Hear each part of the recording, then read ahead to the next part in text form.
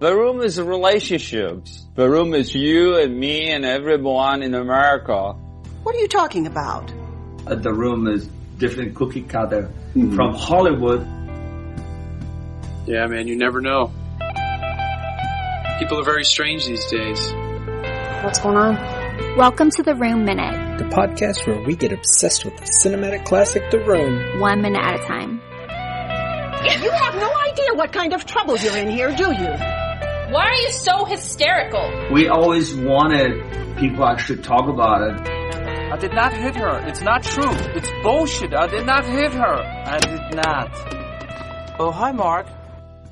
So the listeners, by the time they hear us talking here, whenever this cuts in, will have already heard the intro and will know how it goes.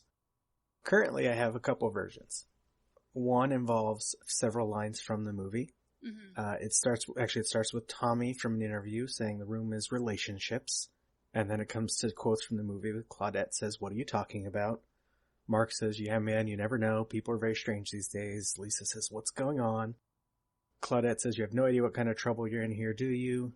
Lisa says, "Why are you so hysterical?" And then we get the one that everyone knows from Johnny. Says, "I did not hit her. It's not true. It's bullshit. I did not hit her. I did not.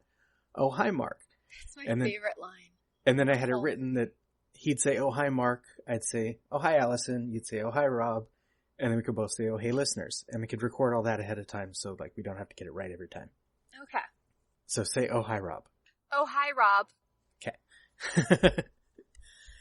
Do you go by a shorter name, by the way?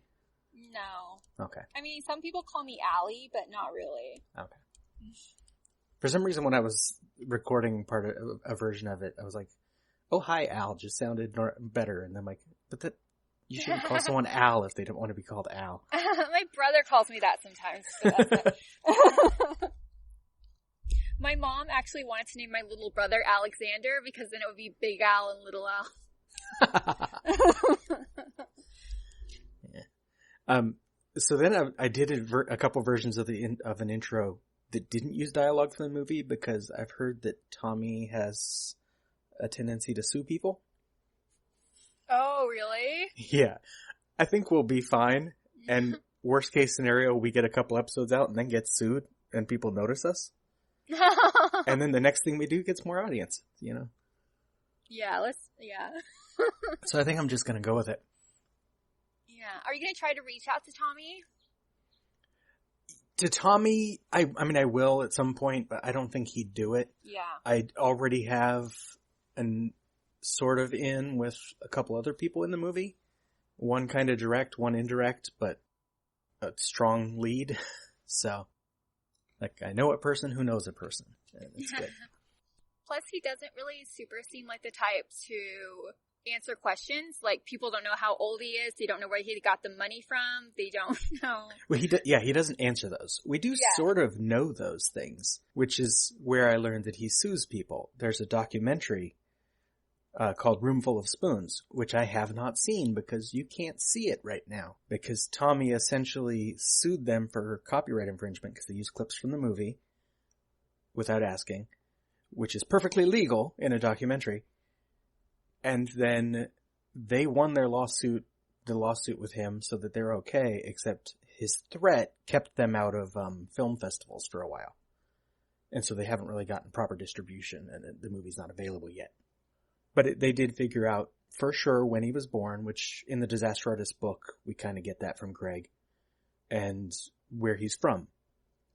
Although he always says New Orleans. In that one interview, I think you sent me, was it with Conan or someone, where he kind of admits that he's from somewhere before New Orleans. He just likes to say he's from New Orleans because that's what he liked, where he liked living. Yeah. Where's he from? It was Poland, I think. Okay. Originally. There's nothing bad about Poland. No, he likes to portray himself as wholly American. Oh. And because of what he was writing with this movie and because he was trying to be an actor, he tried to say he was younger than he was often. Yeah. And then he didn't like answering personal questions, even to like Greg when he was his good friend. And so he doesn't say where he got his money, but Greg does tell the story of probably where Tommy got a lot of his money. And it's really simple.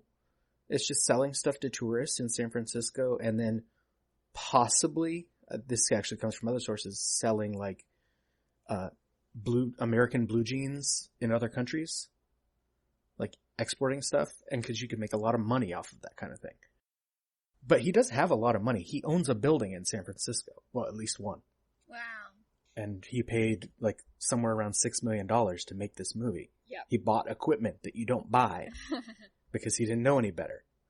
So the answers are out there. It's just, yeah, Tommy isn't one to give them.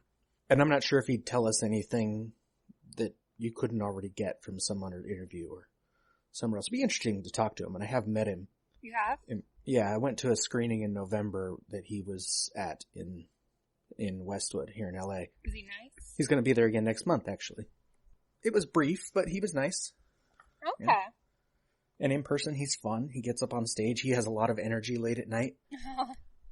And he got people that were like cosplaying his characters in the movie and got him up on stage and everything. And he had a good time. And then at some point, as each episode starts, you know, you get the obvious stuff. Welcome to the Room Minute podcast, where we're breaking down the room 1 minute at a time. Obvious stuff. And I had this feeling that I didn't want to introduce guests. Ever.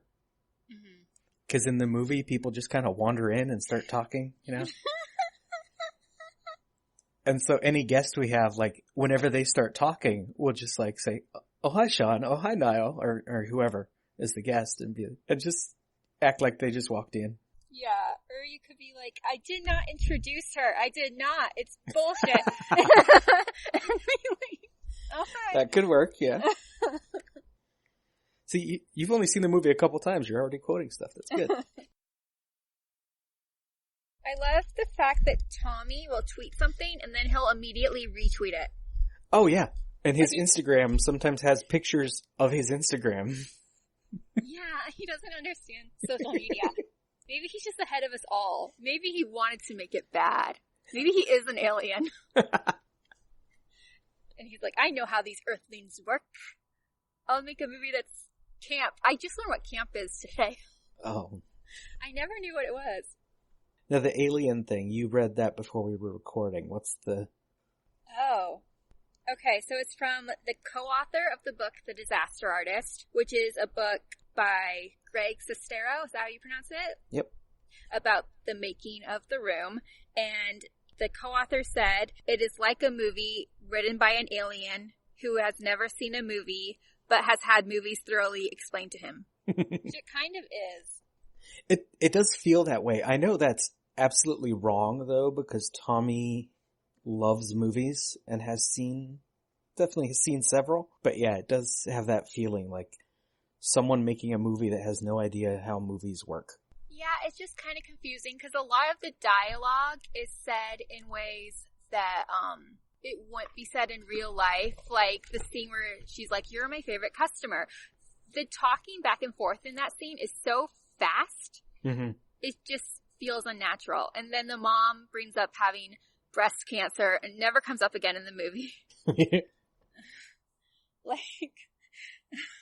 One of the great... That was just thrown in there. Yeah, one of the great things about like the breast cancer thing is that Tommy has a response to that. He's like, well, that's life. You know, you hear about bad things. It doesn't mean you talk about them all the time. And I'm like, true. That is life. That's not movies. In movies, if someone has cancer, it matters. And it affects the rest of the movie in some way.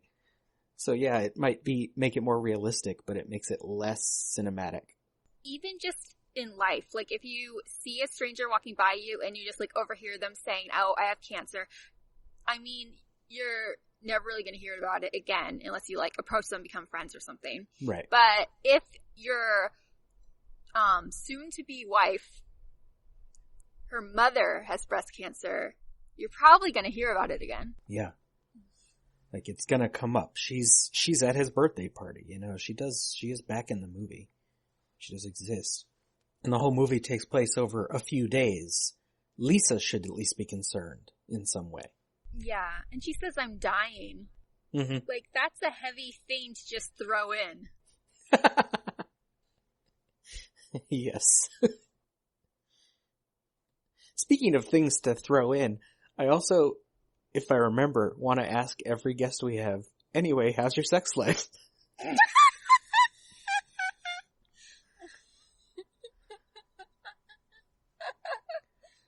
Because that is the best question to just casually ask at a coffee shop, you know? Yeah. This movie has some great lines. So should we do introductions, or? Oh, sure, we could tell people who we are, I guess. I guess. Would you like to go first? Or should I? I'm Allison. Oh, I thought there was going to be more, not just your name. My favorite color is pink. I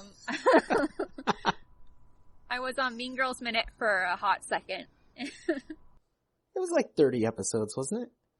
I don't know. I know you left right before I was a guest. Okay. So. Yeah, I left for personal reasons. Yeah. And I'm Robert. I did Michael Myers Minute, looking at the original Halloween. Dave Made a Minute, which was a big, confusing group project about an indie film called Dave Made a Maze. And I'm doing this right now. Been a guest on a bunch, including Mean Girls Minute. And I might make reference to Groundhog Day often, because I also wrote a blog about that movie where I watched that movie every day for a year. So I'm sure that'll come up. I've seen a lot of movies, and in my day job, I'm a teacher. Cool. Now, Allison, what is The Room about? Oh. The Room is about a guy with a very... I was prompting you to read the synopsis. Oh! Sorry. Are we allowed to quote this without copyright infringement? Yes. Okay. Technically, yes, as long as we comment on it. Okay. So, Tommy, if you're listening, don't sue Wiseau us. Wrote this. The wonderful Tommy Wiseau, who is ahead of our time and made this movie a classic. Oh, we don't have to kiss his ass. Oh, okay, we don't. Okay. The Room is an electrifying American black comedy about love, passion, betrayal, and lies. I kind of want to stop you already. Go ahead. It's already wrong. Okay, the way I want to do this podcast, this may be the only time I will say this, because the rest of the time I want to absolutely support the film and take it seriously. This movie is not a comedy in any way. It is not a black comedy. It's not deliberately funny.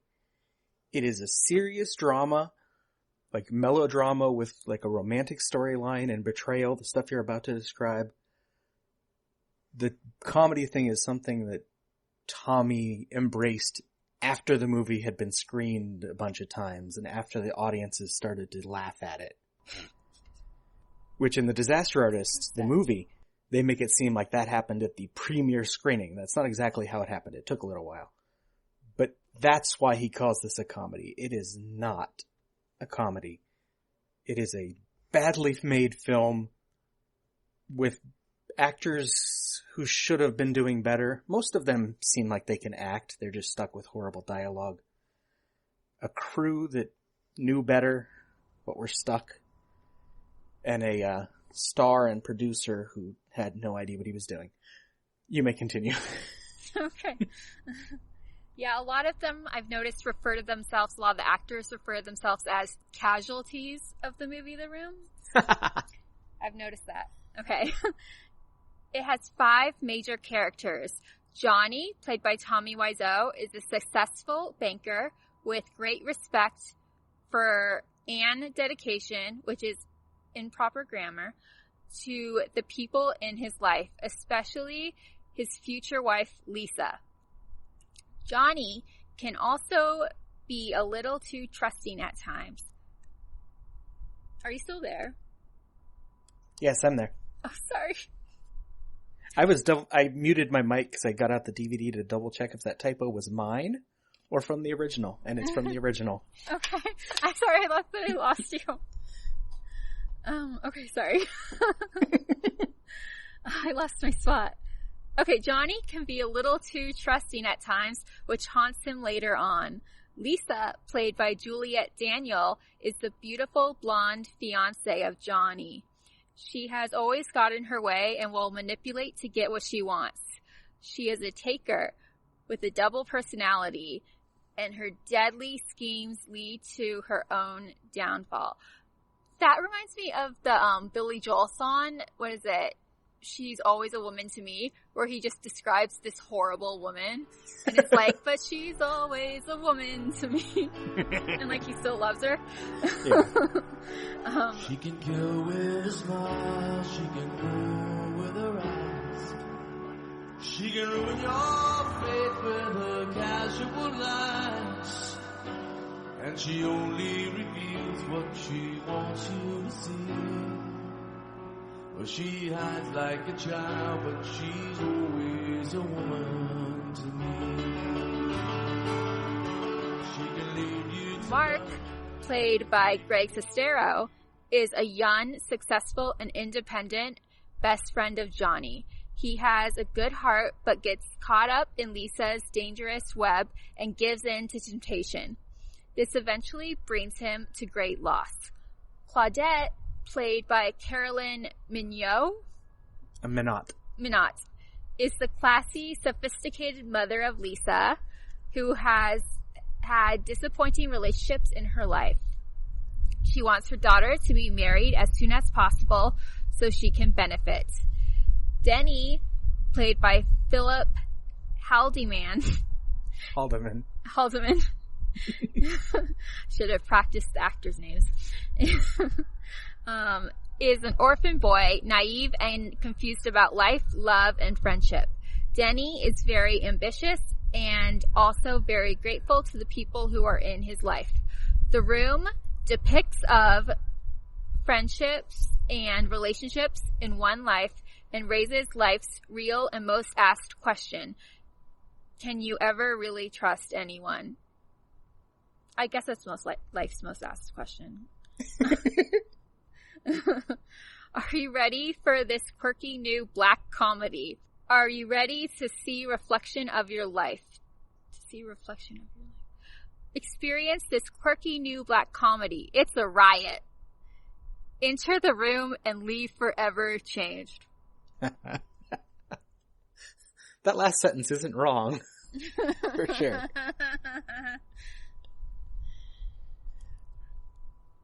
Yeah, okay. Yes, that is essentially what the movie is about. Yeah.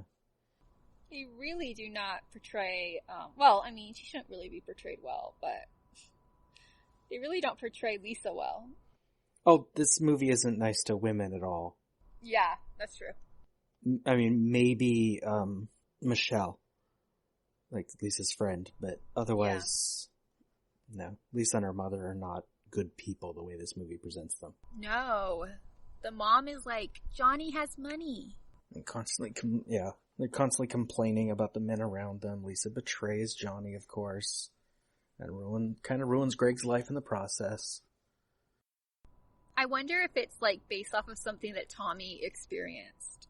Oh, for sure. It would have to be.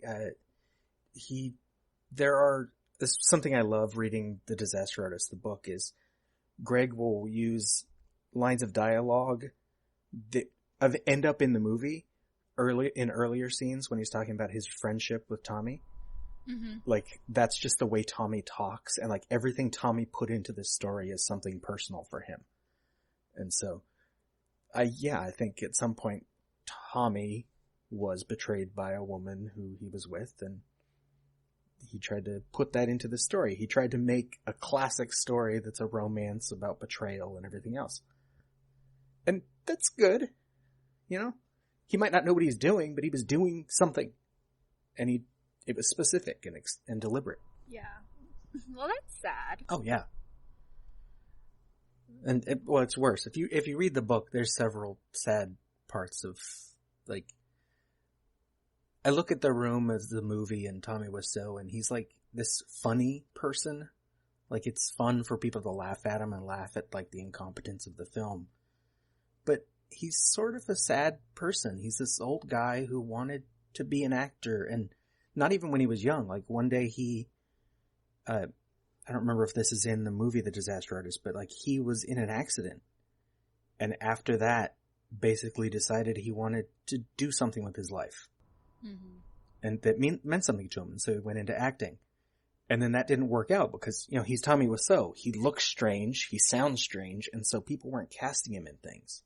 And he couldn't get an agent and things like that. So he eventually put all of his money and made a movie himself.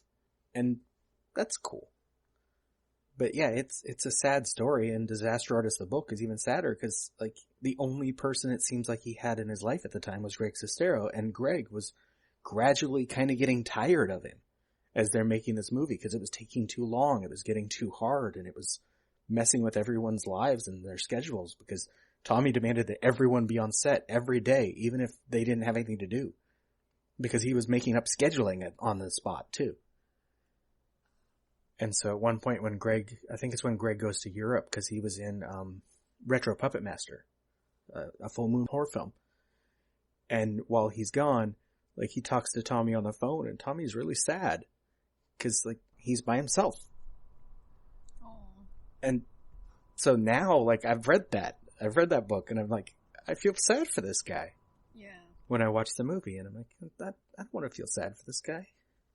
Oh, then you can feel sad for Johnny, too, because Johnny, you know, he doesn't even realize that his girlfriend's cheating on him until it's too late, and it blows up. Literally. Yeah. Yeah, I think that it is mentioned in the movie. I think that they have the scene where they're sitting and talking about it, and then Tommy tells, like, that really sad, heart-wrenching story, and then Greg is like, I saw Home Alone, and that was what made me want to do it. That's right, yeah. That is in the movie. And Tommy's like, you were home alone? Yeah. That's one of the times in the movie, it's one of the things in the Disaster Artist film that I like, that the two leads are like brothers in real life. Because it feels like that's the relationship that Johnny and Greg have, or Tommy and Greg have. Is that they're kind of like brothers, even though Johnny's a lot old. I keep saying Johnny. Tommy is a lot older than Greg is. But he feels like he's like his big brother. He's trying to take care of him. But then he also feels bad when he's doing things he doesn't like because, you know, takes it personally. Yeah. Now, for behind the scenes purposes, yes, I have read the book, The Disaster Artist, and seen the film version a couple times. I've also read Sandy Chaclair's book, Yes, I Directed the Room. According to, like, official sources, he would be the script supervisor. I believe that's the only credit he ended up getting. He claims otherwise. And I'll get to that when I get to that, when certain scenes and things. Whenever it's available, I'm going to watch Roomful of Spoons, Rick Harper's documentary. I've read, how many issues is it? Philip Haldeman has a comic book called My Big Break. Which is about him coming to Hollywood and getting the job on The Room. And he also has some scenes he wrote with Denny in between scenes that we see. And I've read all 5 issues of that exist so far. And so listeners, you don't need to buy those. They're not that exciting, but I'll tell you about them. Interrupting from the editing bay, on behalf of Philip Haldeman, who I hope we can have as a guest in the future, you should buy My Big Break. And I've watched every episode of The Room Actors, Where Are They Now?, which are hilarious. And if you get the chance, you should watch them. They're on, I think, Amazon Prime. They're done by Funny or Die. And made by,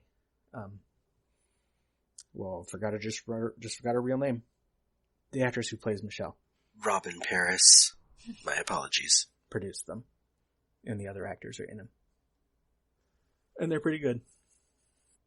And I've been to one of the segments I want to do on the show regularly is I've been to the midnight screenings, both with and without Tommy being there.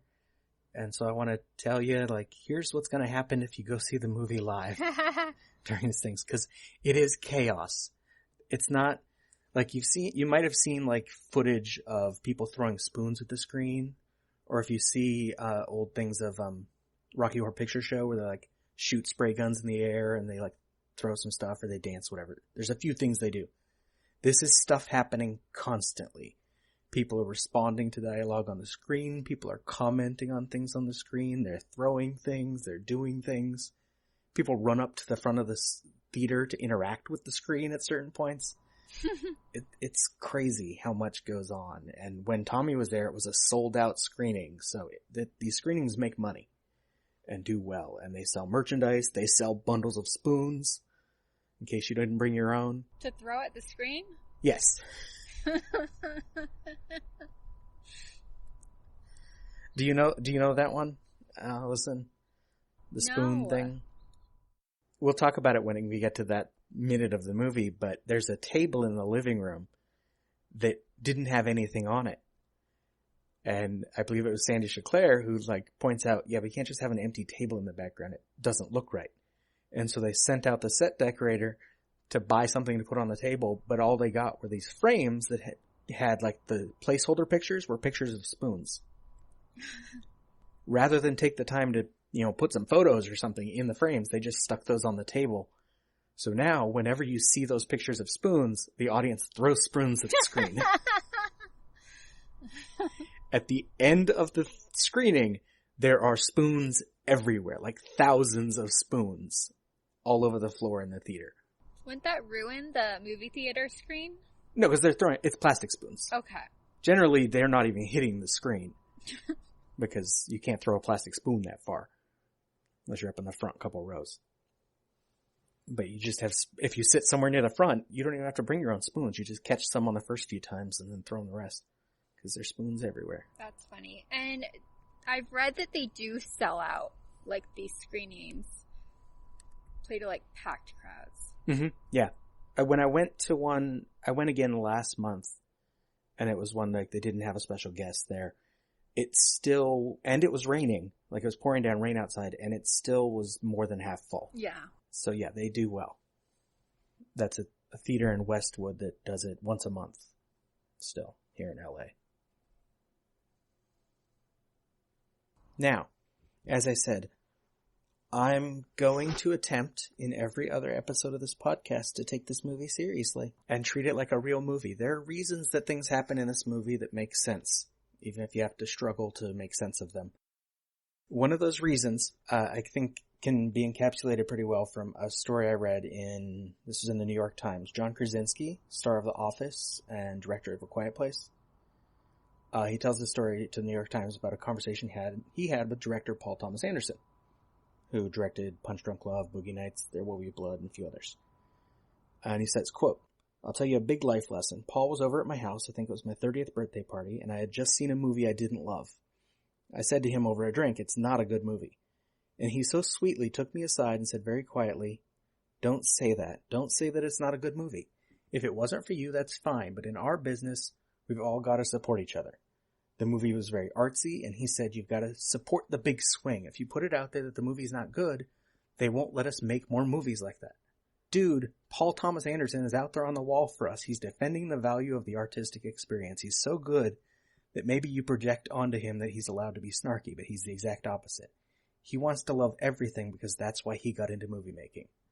And ever since then, I've never said that I hate a movie." Aw, I like that quote. And yeah, my response was sure, The Room is an awful film. But unlike some awful films, it has a plot. You can follow that plot. Mm-hmm. It has reasons for its tangents. But most importantly, it got made. I've written screenplays. I've wanted to make movies. When I went to college right out of high school, I wanted to go into film school. I've never made anything but one short film, and that was a class assignment for Korean class. The Room got made. So on some level, if nothing else, I can appreciate that. Because it got made, it got distributed, and at least once a month around here, sometimes more often in other cities, people are out there seeing it. And he tried. And there are people that love it. He tried. Yeah. And in a way, he succeeded. Yeah, he did. The way he constructs dialogue in the script is what's on the screen. What's on the screen is what they filmed, except for 2 scenes. There are only 2 cut scenes in this entire movie. Otherwise, we're seeing the footage. There are extra takes, of course, but this is what it was. They didn't have scenes they decided later didn't fit. There are some scenes in the movie that they should have decided later didn't fit. But they didn't. And I think it's one of those things that I think the Disaster Artist movie gets pretty well, is that moment when, at the end, Tommy walks out of the theater because he's upset that the audience is reacting the way they are reacting. Because what's on screen is what he wanted to be on screen. Yeah. Like, the flaw was somewhere earlier. His understanding of script structure, his understanding of filmmaking. Not in, like, the execution of what he had in mind. Or maybe only in the execution, rather. What he had in mind is what we got. And so I actually, especially with this movie, some bad movies, it's hard to see because some bad movies are just boring. Some bad movies were literally written not by aliens, but by people who spoke other languages and tried to make a movie in English when they didn't speak it. And you can tell. And so they're hard to follow. This one, you can follow it. Even if you think it's dumb, even if you think it's silly, it does have a plot, it does have a story, and it does follow through on what it wants to do. Yeah, and it was a successful movie. You know? Yeah. Just not in the way that he intended. Right. It found a different success. He eventually embraced that and has been embracing it for, a decade and a half now? Yeah. And is finally making another feature currently. Good for him. Yeah. Yeah, it turns out it wasn't a drama. It was a black comedy the whole time. Of course. That's obvious because that's what life is. See, now I'm getting in character. That's what it's supposed to be. Because that's how life is. You hear your mother has cancer. You don't want to deal with it. That's why you don't talk about it every other scene in the movie afterward. Because no one wants to talk about cancer. Yeah. No one wants to talk about your mother's problems. Or the drug addict, formerly homeless kid that your fiance pays for his college for some reason. You don't want to talk about that. You want to say, that's good. Johnny's a great guy. Even when you're cheating on him. Because that's how life is. Yeah.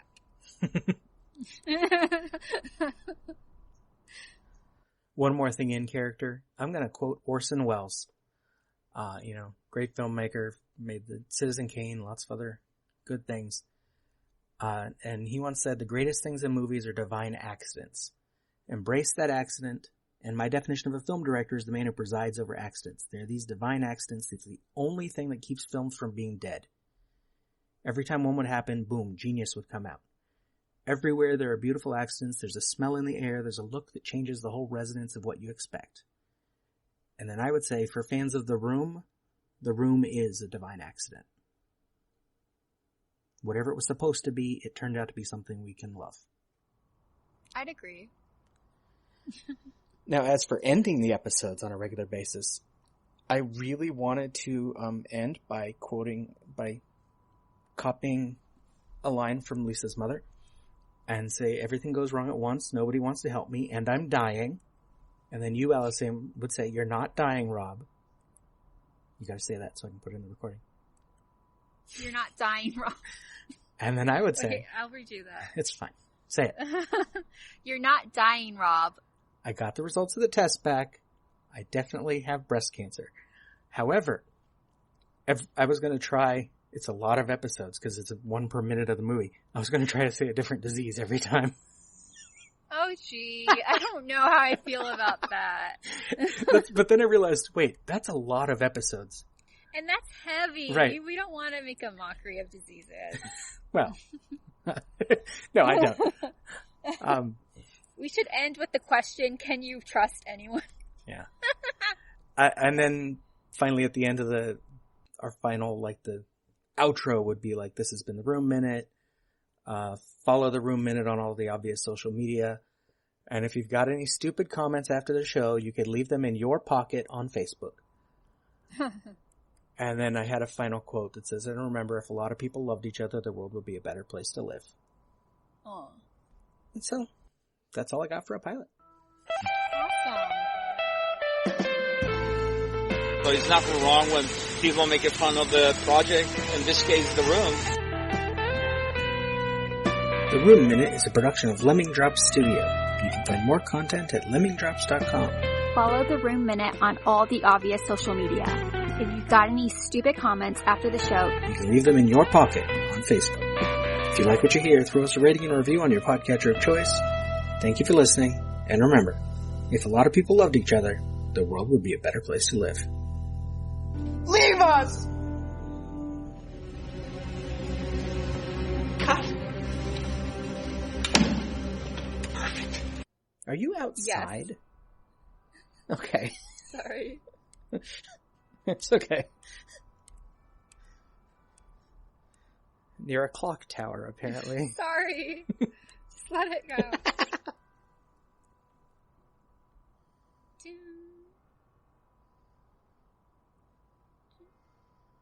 That's okay. Oh, it's still going. No, it's done.